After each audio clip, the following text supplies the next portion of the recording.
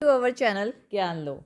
आज हम कर रहे हैं कार्बन की कार्बन क्या होता है और कार्बन के कंपाउंड्स क्या होते हैं। देखिए, कार्बन एक बहुत ही अमेजिंग एलिमेंट है। इसमें बहुत सारे कंपाउंड्स होते हैं। देखिए, कार्बन किन किन चीज़ों में पाया जाता है। हमारा जो फूड होता है, जो हम खाते हैं, उसमें भी कार्बन होता है। जो हम क्लोथ्स डालते हैं उसमें भी कार्बन होता है। जो हम मेडिसिन्स लेते हैं उसमें भी कार्बन होता है। जो पेपर, इसमें भी कार्बन होता है। Rubber, plastic, polymer, furniture, coal, kerosene, liquid petroleum gas, compressed natural gas, petrol, diesel, इन सब में जो हमारे लाइफ की नीड्स हैं उन सब में कार्बन होता है। लाइफ की जो हमारी नीड्स हैं उन सब में कार्बन अवेलेबल होता है। तो कार्बन जो है बहुत ही इम्पोर्टेंट पार्ट है हमारी लाइफ का, हमें पता भी नहीं होता। यानी कि अगर हम एक शॉर्ट फॉर्म में कहें तो जो सारी लिविंग थिंग्स, प्लांट्स, एनिमल्स या फिर हम खुद, वहाँ सब में कार्बन के कंपाउंड्स होते हैं।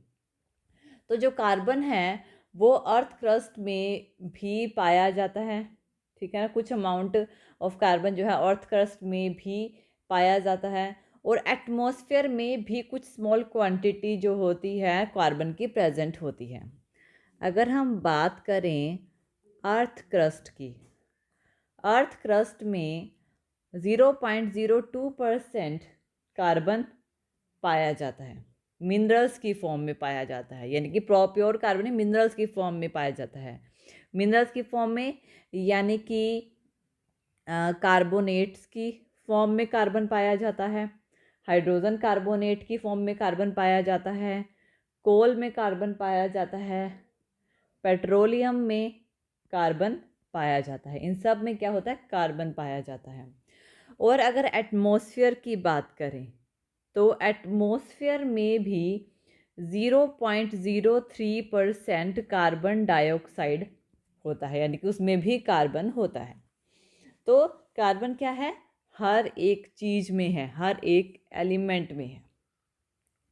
तो वो कंपाउंड जिसमें हम कार्बन की बात कर रहे हैं और कार्बन के कंपाउंड्स की बात करते हैं, उनकी ब्रांचेस की, केमिस्ट्री की ब्रांचेस की सेपरेट सेपरेट ब्रांच होती हैं, उनकी बात करते हैं। उस केमिस्ट्री को ऑर्गेनिक केमिस्ट्री बोला जाता है। तो ऑब्वियसली अब आप समझ ही गए होंगे कि कार्बन क्या होता है। अब देखिए कि कार्बन की अपनी बॉन्डिंग भी होती है। कार्बन की क्या होती है, बॉन्डिंग होती है। और ये जो बॉन्डिंग होती है ये कोवैलेंट बॉन्ड होती है। यानी कि जो कार्बन की जो बॉन्डिंग होती है वो कोवैलेंट बॉन्ड्स होते हैं। हमने लास्ट टॉपिक में आयनिक बॉन्ड किए थे। आयनिक बॉन्ड क्या होते हैं, जो पॉजिटिव चार्ज यानी कि कैटायंस, पॉजिटिव चार्ज को बोलते हैं कैटायंस, और नेगेटिव चार्ज जिसे बोलते हैं एनायंस, इनसे मिलके बने होते हैं। ये होते हैं हमारे आयनिक बॉन्ड्स। आयनिक बॉन्ड को हम इलेक्ट्रोवैलेंट कंपाउंड भी कहते हैं। आयनिक बॉन्ड एक साथ जुड़े होते हैं इलेक्ट्रोस्टैटिक फोर्स ऑफ अट्रैक्शन से, और ये इलेक्ट्रोवैलेंट बॉन्ड होते हैं। अब इनमें हम बात, अभी तो ये तो हमने लास्ट टाइम कर चुके हैं, आयनिक बॉन्ड हम कंप्लीटली कर चुके हैं। अब हम कर रहे हैं कोवैलेंट बॉन्ड जो कि कार्बन में होते हैं। अब देखिए कि कार्बन के बहुत सारे कंपाउंड होते हैं, वो कौन कौन से होते हैं। देखिए कार्बन के कंपाउंड्स, कार्बन जो फॉर्म मीथेन की फॉर्म में पाया जाता है CH4, जब 4 हाइड्रोजन कार्बन से मिलते हैं तो ये कार्बन का कंपाउंड है।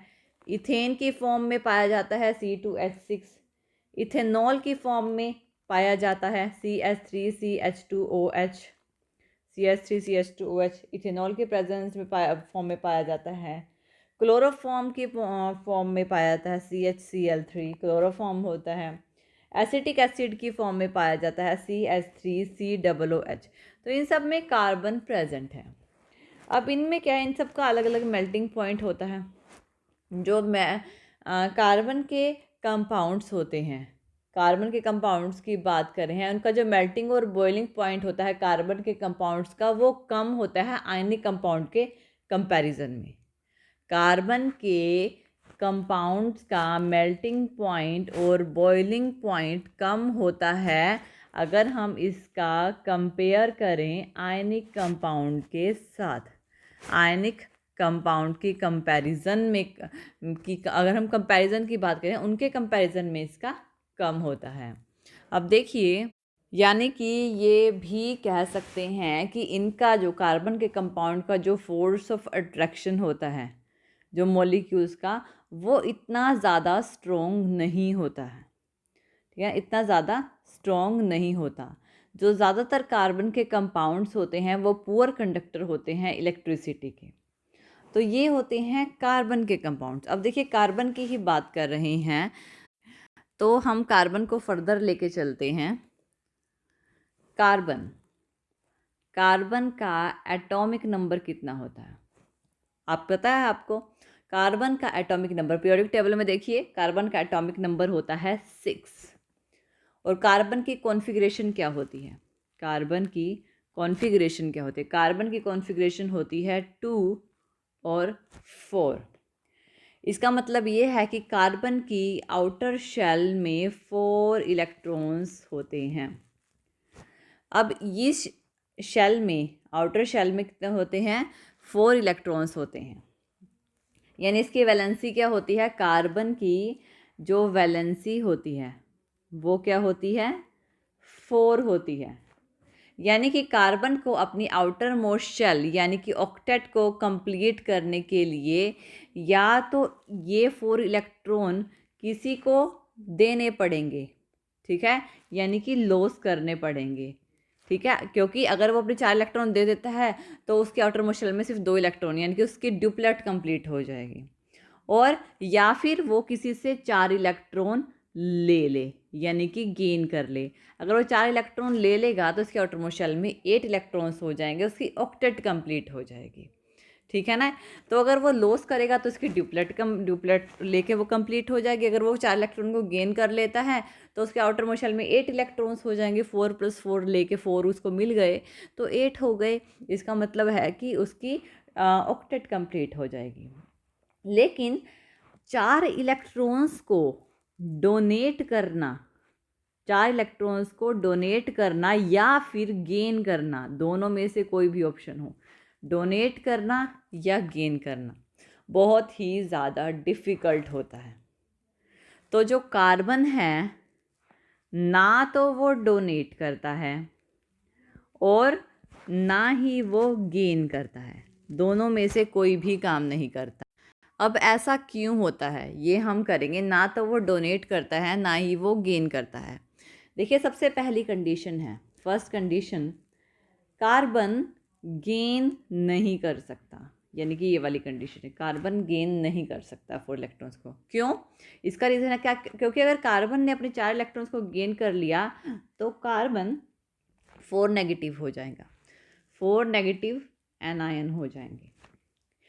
तो कार्बन 4 नेगेटिव आयंस हो जाएंगे। इसका मतलब है कि कार्बन के पास इसका जो एटॉमिक नंबर है 6 है। अब उसने 4 इलेक्ट्रॉन ले लिए तो उसके पास टोटल 10 इलेक्ट्रॉन्स हो जाएंगे उसकी शेल्स में। और 10 इलेक्ट्रॉन्स तो हो जाएंगे लेकिन उसके पास सिर्फ 6 ही प्रोटॉन्स हैं, 6 ही प्रोटॉन्स हैं। तो ये बहुत डिफ़िकल्ट हो जाएगा। जो न्यूक्लियस होता है ना, जो सेंटर का न्यूक्लियस होता है, उसको उसके पास उसमें अंदर सिर्फ 6 प्रोटॉन्स है। इसमें क्या है? 6 प्रोटॉन्स है। और इन 6 प्रोटॉन्स को कार्बन के अब कितने इलेक्ट्रॉन, जब उस अगर वो 4 इलेक्ट्रॉन ले लेता है तो 2 तो इसकी इस शेल में हो गए और अब 4 इसने ले लिए। अगर वो गेन कर लेता है तो इसके पास टोटल आउटर मोस्ट शेल में यानी कि आउटर मोस्ट शेल में 8 इलेक्ट्रॉन हो गए। यानी कि प्रोटॉन तो 6 हैं और इलेक्ट्रॉन्स 10 हैं। तो न्यूक्लियस को 10 इलेक्ट्रॉन्स को हैंडल करने में बहुत डिफ़िकल्टी होगी। 6 प्रोटॉन्स को 10 इलेक्ट्रॉन्स को होल्ड करके रखना पड़ेगा। यानी कि उसको 6 तो वो होल्ड कर ही रहा था, 6 तो वो पहले ही होल्ड कर रहा था क्योंकि कार्बन का एटॉमिक नंबर 6 है, लेकिन उसने 4 और उसे होल्ड करने पड़ गए तो बहुत डिफ़िकल्टी हो जाएगी। तो ये फर्स्ट पॉइंट है कि कार्बन 4 इलेक्ट्रॉन को गेन नहीं कर सकता। अब हम चलते हैं अपने सेकंड पॉइंट पे। देखिए अपना सेकंड पॉइंट देखते हैं। अगर हम सेकंड पॉइंट पे चलें, यहाँ पे चलते हैं हमने सेकंड पॉइंट पे। कार्बन, अब मैंने क्या कहा था कि कार्बन का एटॉमिक नंबर 6 है, कॉन्फ़िगरेशन है 2 4। फर्स्ट पॉइंट हमने किया कि कार्बन अपने 4 इलेक्ट्रॉन को गेन नहीं कर सकता। सेकंड पॉइंट कि कार्बन जो है इन 4 इलेक्ट्रॉन को लूज़ भी नहीं कर सकता। मान लीजिए कार्बन ने अपने 4 इलेक्ट्रॉन्स किसी को डोनेट कर दिए तो वो कार्बन 4 पॉजिटिव हो जाएगा, यानी कि कैटायन बन जाएंगे, पॉजिटिव हो जाएगा। अब इसके पास क्या होगा, अब इसमें अगर कार्बन अपने, इसको हम अगर रब करूँ मैं इसको, अगर मान लीजिए कि इसकी आउटर मोस्ट शेल मैं इसमें रब कर देती हूँ कम्प्लीटली। अब कार्बन ने क्या किया, अपने चारों के 4 इलेक्ट्रॉन डोनेट कर दिए। अगर चारों के 4 वो इलेक्ट्रॉन डोनेट कर देता है तो उसके पास सिर्फ ये 2 इलेक्ट्रॉन्स रह जाएंगे, यानी कि 6 प्रोटॉन पे ओनली 2 इलेक्ट्रॉन्स रह जाएंगे। ठीक है, ये वाली कंडीशन आ जाएगी। लेकिन एक चीज़ और, 4 इलेक्ट्रॉन्स को क्या निकालना आसान है, ठीक है ना। न्यूक्लियस, ये न्यूक्लियस है, यहाँ पे 2 इलेक्ट्रॉन्स हैं और कार्बन के पास यहाँ 4 इलेक्ट्रॉन्स हैं। क्या इन 4 इलेक्ट्रॉन्स को निकालना उसकी आउटर शेल में से क्या आसान है? तो ये बहुत डिफ़िकल्ट होता है। इन 4 इलेक्ट्रॉन्स को निकालने के लिए लार्ज अमाउंट ऑफ एनर्जी की रिक्वायरमेंट होती है, और अगर वो लीव कर देते हैं, निकल जाते हैं, तो 6 प्रोटॉन पे सिर्फ 2 इलेक्ट्रॉन्स बचेंगे, यानी कि ये वाली कंडीशन बचेगी। तो सेकंड कंडीशन भी कैंसिल हो गई। वो क्या करेगा कि 4 इलेक्ट्रॉन्स को डोनेट नहीं कर सकता। अब देखिए कार्बन ना तो गेन कर सकता है 4 इलेक्ट्रॉन को, ना ही लूज़ कर सकता है नोबल गैस कॉन्फ़िगरेशन पाने के लिए। तो वो क्या कर सकता है, ना वो फर्स्ट कंडीशन को फॉलो कर रहा है, ना वो सेकंड कंडीशन को फॉलो कर रहा है। तो वो क्या करेगा, कार्बन के पास सिर्फ एक ही रास्ता बचता है, वो रास्ता होता है शेयरिंग का, शेयर करना। कार्बन अपने वैलेंस इलेक्ट्रॉन को किसी दूसरे एटम्स के साथ शेयर करता है।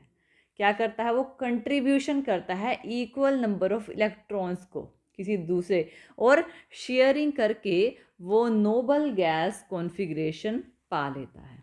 ये होता है कार्बन। और ये जो शेयरिंग होती है ना, जब कार्बन किसी के साथ शेयर कर, मान लीजिए कार्बन ने 4 हाइड्रोजन के साथ शेयर कर लिया, ये मैं आगे आपको फर्दर बॉन्डिंग करवाऊंगी, शेयर कर लिया तो कार्बन के पास भी उसकी ऑक्टेट कंप्लीट हो जाती है।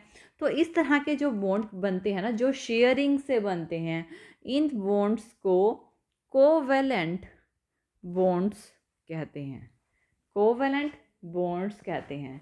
ये जो केमिकल बॉन्ड्स होते हैं ये शेयरिंग से बनते हैं 2 एटम्स के बीच में, जिन्हें कोवेलेंट बॉन्ड्स कहते हैं। और ये जो कंपाउंड्स होते हैं, इस कोवेलेंट बॉन्ड बन के जो ये जो कंपाउंड्स बनते हैं, इनको कोवेलेंट कंपाउंड कहा जाता है। तो ये होता है कार्बन और कार्बन की बॉन्डिंग और उनके कंपाउंड्स। तो हमने आज किया है कि कार्बन क्या होता है और कार्बन क्यों अपने इलेक्ट्रॉन्स 4 इलेक्ट्रॉन्स को गेन करके अपनी ऑक्टेट कंप्लीट नहीं कर सकते, क्यों वो 4 इलेक्ट्रॉन को लूज़ करके, क्यों वो अपने लूज़ करके अपनी जो कॉन्फ़िगरेशन है, नोबल गैस कॉन्फ़िगरेशन है, वो कंप्लीट नहीं कर सकते। तो ये होते हैं कार्बन और उसके कंपाउंड्स। तो इस तरह से हम इन्हें रिप्रेजेंट करते हैं। तो थैंक यू वीडियो देखने के लिए। और ज़्यादा अपडेटिंग वीडियोस के लिए आप हमारे चैनल ज्ञान लो पर हमें सब्सक्राइब कर सकते हैं।